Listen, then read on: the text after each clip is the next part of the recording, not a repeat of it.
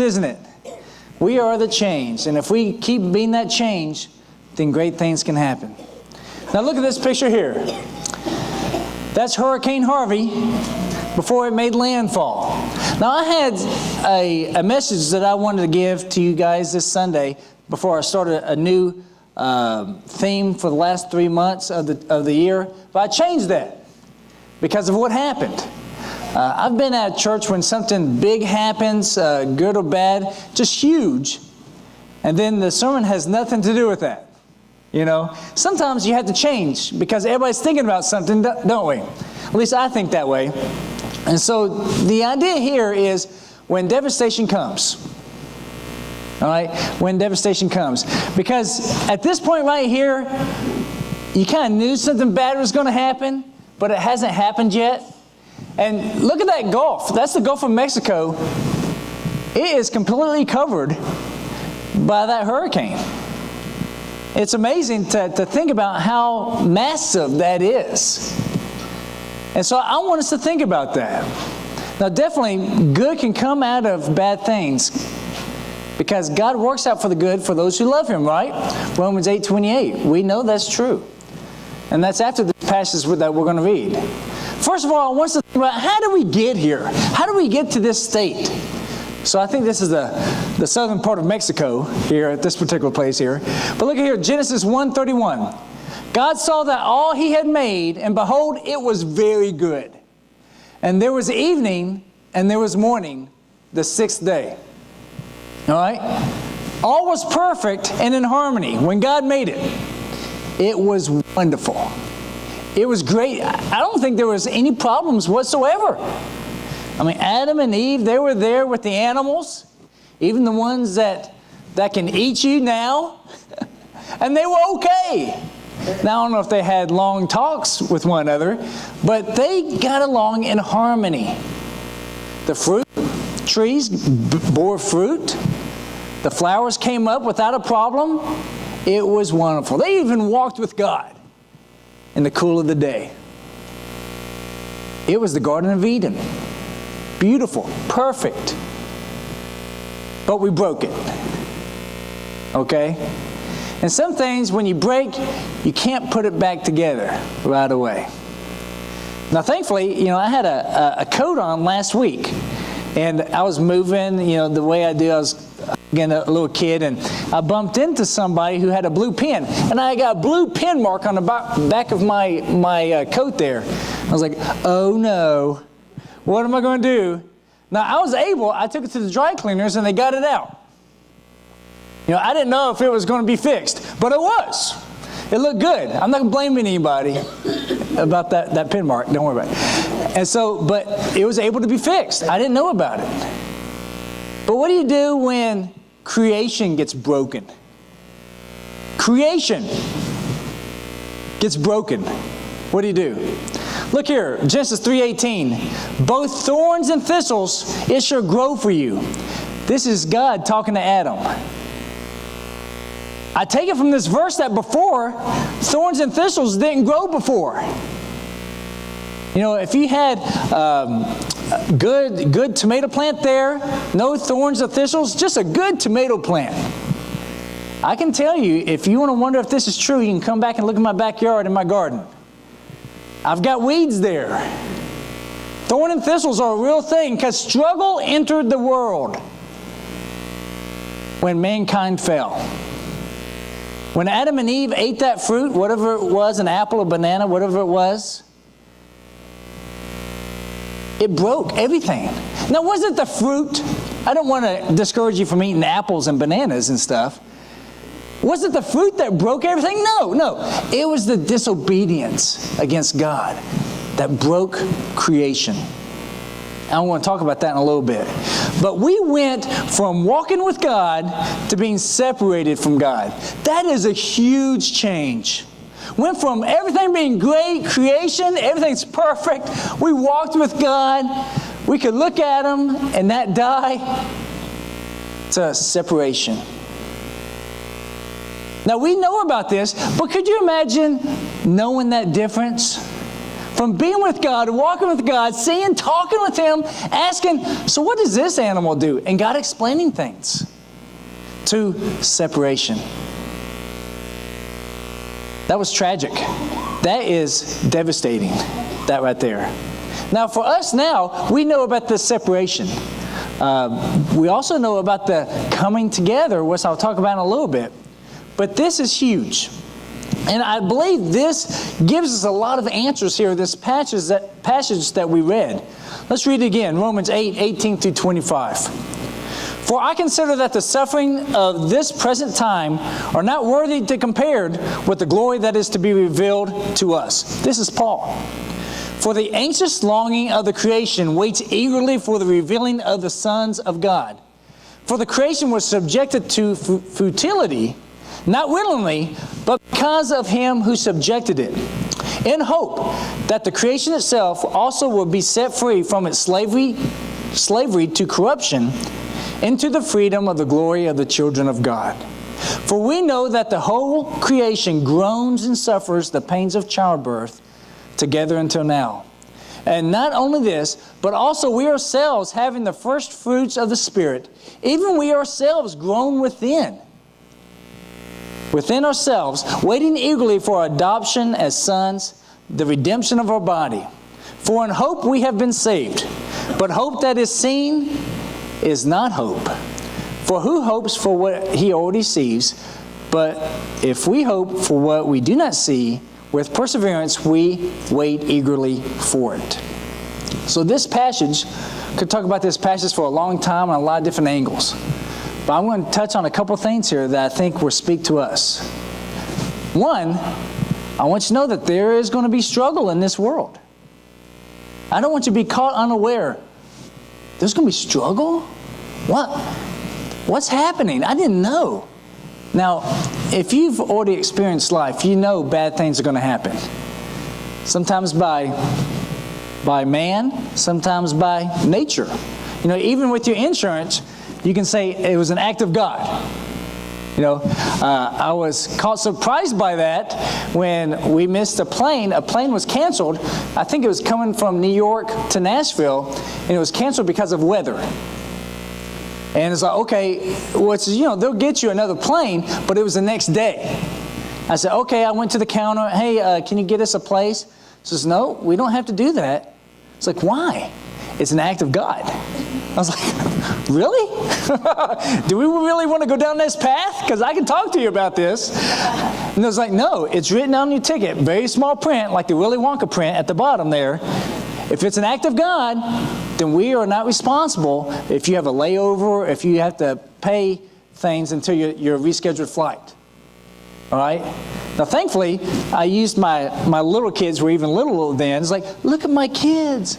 They gave us a night to stay. Most other places didn't. I was like, my kids are crying, you know. So anyway, so we were blessed. So, but there is an act of God that now people use to blame other things about. Sufferings of today are not comparable to the glory to be revealed. Now, Paul is speaking this. Paul understood suffering, okay? He was beaten numerous times, stoned, shipwrecked, had to be let down a basket to get away from people. He knew suffering. So he's not sitting up in an ivory tower talking about, there's going to be suffering for you people, okay? While people are bringing him food and he doesn't have an issue with anything. No, Paul is saying this, being beaten, going through much suffering for Christ. He says, but you know what? It's not comparable to the glory to be revealed. And notice that Paul wasn't bitter or sulking about his sufferings. He didn't say, woe is me. If I had to do it all over again, I want to get baptized. He didn't say that. Have you talked to somebody when they go through some struggles, they say, if I had to do all over again, I would have married someone different. Or, I wouldn't have moved here. I wouldn't have taken that job. Now, becoming a Christian is going to bring some sufferings to your life. It's true. Jesus told his apostles and disciples that there in John. They're going to hate you because of me, the world. So it's going to happen. The creation was put in a state of futility. Okay, what does that mean for us? What does that mean that creation was put in a state of futility? Well, futility, the definition, that Greek word there means, is what is devoid of truth and appropriateness. Okay? Creation was created to be perfect. Okay? It was great. It didn't have the thorns and the thistles there at that time. It came up after the fall. But creation waits eagerly now. Because before, personally, I don't believe that there were tornadoes then. I don't think there was hurricanes there at that time. Or even earthquakes. I believe all this came in after creation got broken. There were drastic consequences that came from breaking creation. All right? And so now creation waits eagerly. Creation groans and suffers, it says there in verses 19 through 22. As it waits to be set free from slavery to corruption. We corrupted it. When we fell from God, we broke humanity, because now we have separation between us and God. We also broke creation. And there's a reason why we need to understand this, because this can aid us in our communication with other people. Okay? Because when struggle comes, we must help. What do you do when you see someone struggle? When you see an accident, something happen? I was coming back home, I can't remember exactly what day, maybe it was Friday, and there was a lady, she had hit a car that was parked right there close to our house, there on Bright. I mean, hit it good. I mean, she went all the way, hit it good. And she was crying, it just recently happened. And Mandy was there walking a dog, and I said, well, hey, you know, and I was, are you okay? And she said, it's not me, it's this lady, and she's crying, she has the baby in the back. And I stopped there and said, are you okay? Talk to her, comfort her some. She hadn't even called the police yet, because it just had happened. What do you do when you see something tragic happen? Do you go by saying, woo, that's going to be bad for them? I'll pray for you. Or do you say, you know what? Maybe I need to stop and help. Now, you need to be wise about this. You don't need to stop and pick up every hitchhiker. All right? You don't need to get in something that's going to be unwise and put you out of safety. But when you see a need, then you have to think at some point, does God want me to do something here? When this happens, this hurricane happens, I can tell you, it's amazing. This crosses things that, you know, the media and other people are trying to divide us. As people have been bringing donations, and thankfully we've been able to get the word out that we are a collection place for donations. People are bringing things, whether they're diapers or whatever, or just money. I tell you what they don't do. They don't ask, so what political party are you part of? They don't ask that. What's your opinion about marriage, divorce, and remarriage before I give you these adult depends? They don't ask that. Their question is this going to help? Is this going to somebody? I've had a few people call. Now, you're not going to scam. They've been flat out and ask. You're not going to scam us and take our money. No, I tell you what, we don't even touch it. It goes straight into the bank for DRT, Disaster Response Team, and they take it straight out. Because I tell you what, a lot of people, they've been trained that if you give things, money and donations, only maybe 10% is going to get to the people. I've had people in Missouri, Knoxville, Texas comment and talk to me and say, is this money actually going to go there? I say, yes, it will. And they tell me, because I know you and you say that, I'll give. Isn't that something? Because they know me and know the kind of person I am, they'll say, okay, because I do not want to get scammed. They'll say, okay. But it's going to go there. That means something. people want to help. People that don't go to church, people that don't even believe in God, they want to help. You know, one family that came, she just recently moved into the area and she's looking for a church. She had 2 little kids in the back of the car, so she gave me a couple of garbage bags of clothes, and she said, and here's a garbage bag of toys. My 3-year-old, when I was putting this together, she said, take the toys, they're going to need toys too.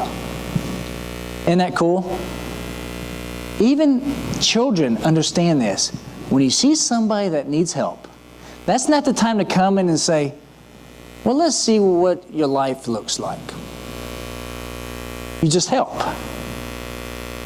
Christ did that. He came and He was in the community. Wherever community He was in, He was involved there. He was reaching out to people. That's what we need to do. That's the kind of people we need to be. So we will also struggle, okay? We will also struggle. This world that's been broken, it rains on the righteous and unrighteous, does it not? The people there in Texas and Louisiana, it rained on everybody, not just the people that need to get right. It rained on everybody, all right? Now going from this passage, we having the first fruits of the Spirit, even we ourselves grown with ourselves, within ourselves. Okay, us Christians, we're getting the first fruits of the Spirit, Holy Spirit there, capital S Spirit. Even we grown within ourselves when things aren't right. And we know things aren't right. Because when someone says to you, I'm sure it's happened, it's going to happen again, why would a good God make it this way? Why would He make creation with such devastation, so much pain, so much struggle? There's an answer to that, okay? We can answer, He didn't make it like this. We broke it. And it isn't right. It's wrong. Because when bad things happen, and we can list a number of bad things happen, a hurricane, a child dying when they shouldn't, sometimes we can just say, this is just wrong. I'm so sorry this has happened. And when they say, why does a good God let this happen? It's like, He didn't make it this way. He made it perfect. He made it where we didn't have a worry in life at all. But we broke it. And so we bring healing, we bring the physical help, but we also bring the spiritual help as well. Waiting for adoption as sons, the redemption of our bodies. Paul's saying this here. You know, we're having this struggle. Even we know when things aren't right, when we see it happening in the world, when we see violence, this isn't right. We have temptation in our life. I'm not supposed to have this temptation. It's not right. But it's going to come to an end one day. This struggle is going to go away one day. And trying to find meaning in this life with God, without God, is futility. Trying to find meaning in this life without God is futility. Okay? And going back to that Greek definition of futility, it's what is devoid of truth and appropriateness. It's just not appropriate to try to live this life without God. Because He's made us to live with Him. So when people struggle, even though they don't have a natural disaster, and they're still struggling to find meaning in life, well, it's without meaning if you don't have God. If you don't have God in your life, you're just spinning your wheels in life. You're working, you're making money, you're spending money, maybe have a little smile here and there. But in the end, if you don't have God, it's meaningless. So we take advantage of this opportunity to bring God to people and bring them closer to God. So the conclusion of the matter, right here, devastation will come. This hurricane that happened this last week, there's going to be another one that happens.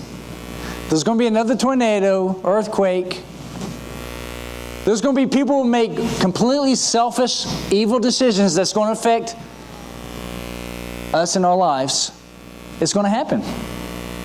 So knowing it's going to happen helps a little bit so we're not caught off guard. But it's going to come, and we will cry sometimes and truly cry, this isn't right. You know, the thing with helping the people down in Texas and talking with the people dropping off stuff, something I've said to some of them is like, you know what, this so easily could happen here. Maybe not a hurricane, but a devastation could happen here. And after we say, this isn't right, we're going to look and see who's going to help. Will someone help me? Not even knowing who's going to hear that cry. Can you imagine how many people have this cry out loud or in their mind or in their hearts, who's going to help me? I've lost everything. I've lost my house. I don't have insurance for it. Even the tools I would use are gone. Who's going to help me? This isn't right. This is where God sends us, isn't it? We are God's solution to helping people. And the great thing is we bring more than just physical help. We bring spiritual help as well. 2 Corinthians 4:17-18 says this, for momentary,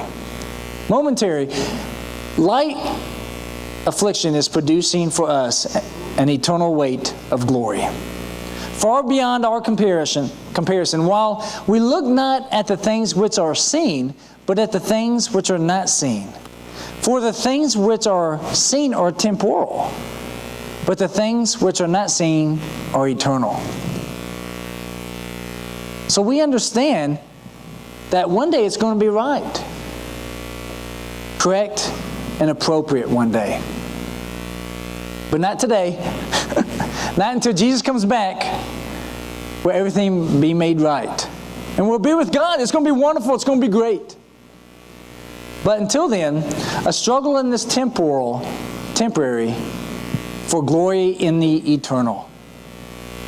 That's what Paul understood that. That's why he wasn't bitter. That's why he wasn't angry about the struggles that he had. You know what? This struggle here today is just for a moment. I'm going to have eternity with God. And so when devastation comes in your life, if you can not only just bear it, but be joyful, express understanding that, you know what, this is going to come and go, but my true home is in heaven. If you express this, then just like what we were trying to tell the kids about being a lighthouse, people will truly see our light, which is the light of Jesus, and they will see the warning from the rocks that would take them to hell. That's what it's about, isn't it? We physically help, but we're thinking about spiritual things all the time. All the time we're thinking about spiritual things. So this water, we get baptized in it and we get saved. What a wonderful thing. You need it. If you haven't been baptized, haven't taken on Christ, then you don't have the hope. This tornado, in that scenario, is the end of time, end of your life. And it's Judgment Day. That tornado is coming. And just like here, it hasn't hit landfall yet. But judgment's going to hit one day to every one of you.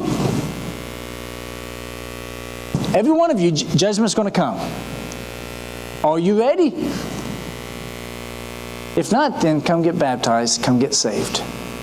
If you need to get right with God, if things haven't been right, then you can do that as well. Please come forward as we sing this song.